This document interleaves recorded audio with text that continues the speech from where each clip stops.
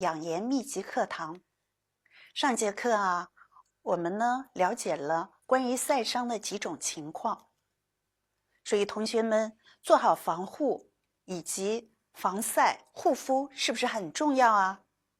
那么我们平时如何做到防晒护肤呢？那在这之前，我们先要了解一下让我们晒伤的紫外线。阳光中的紫外线其实它是不可见光。按照它的波长，我们可以分3个区段。UVA 区，它是属于长波紫外线，大概是占它整个紫外线的10%到20%，但是它会使你的皮肤提前衰老。为什么？因为它是可以穿透真皮层，使你的皮肤晒黑，并且导致你的脂质和胶原蛋白受损，引起我们皮肤的光老化，甚至是你的皮肤癌。它的作用它是比较缓慢而持久，但是它具有积累性，因此我们把这个 UVA 也称它为年龄紫外线。它不受窗户、遮阳伞等等它的一个阻碍，所以哪怕即使阴雨天、下雨天，也能够穿透我们的什么呢？这个防护的一些工具。所以同学们不要因为今天是阴天，我可以不用防晒设备或者是防晒品。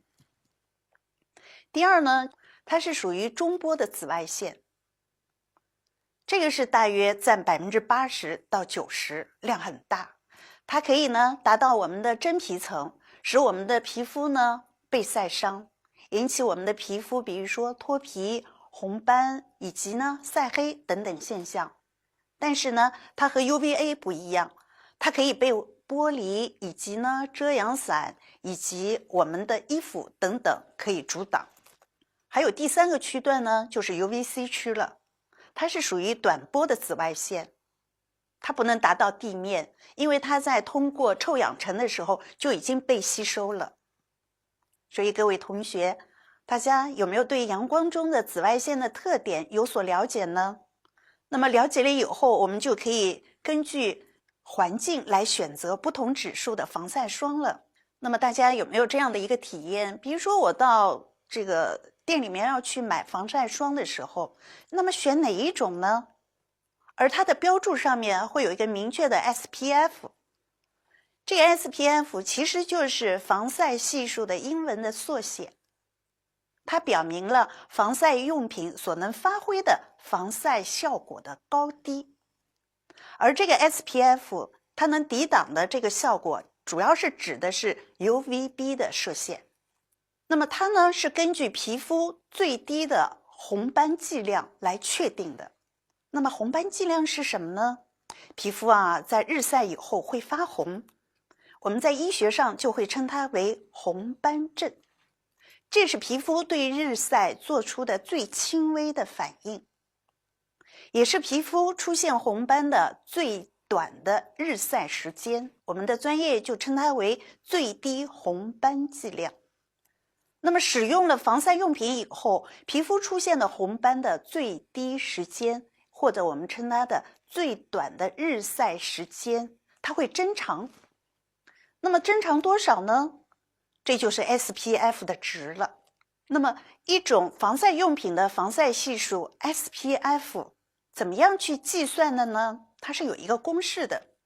SPF 其实它表示的是你在用防晒护品之后的最低的红斑剂量与用防晒护品之前的最低的红斑剂量，它们之间的一个比值。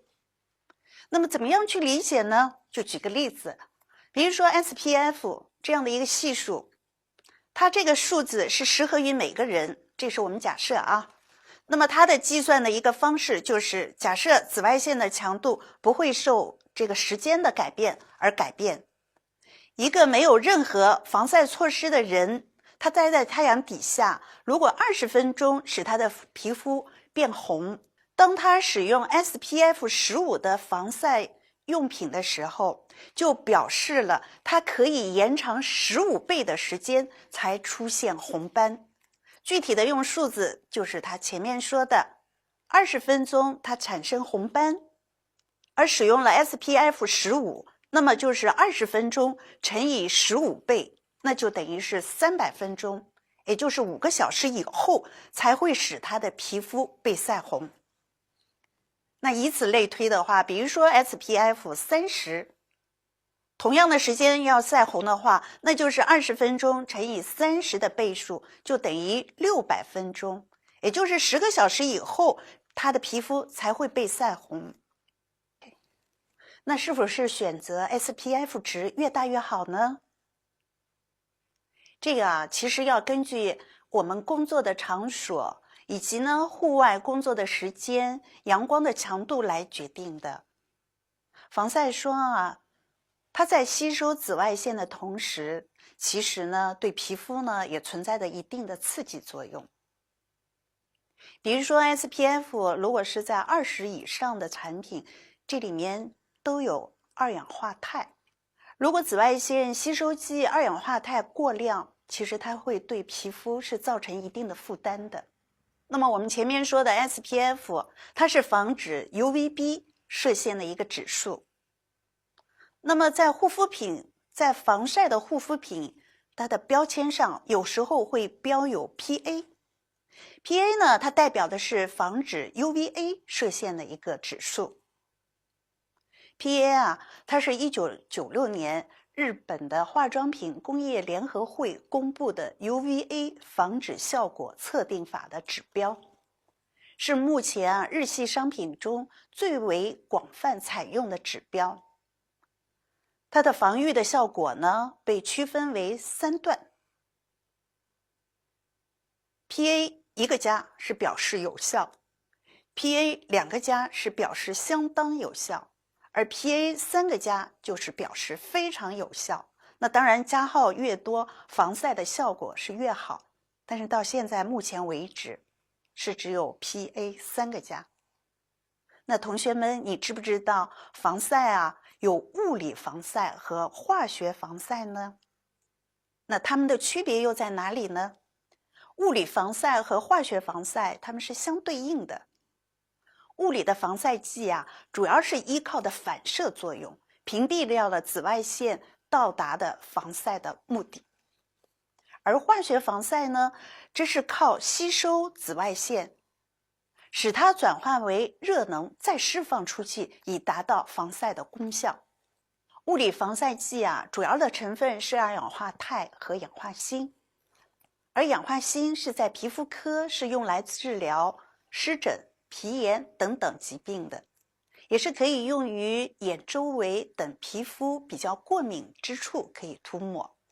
所以以这种防晒剂为主的产品，它刺激性比较低，适合于敏感性的一些皮肤可以使用，比较安全。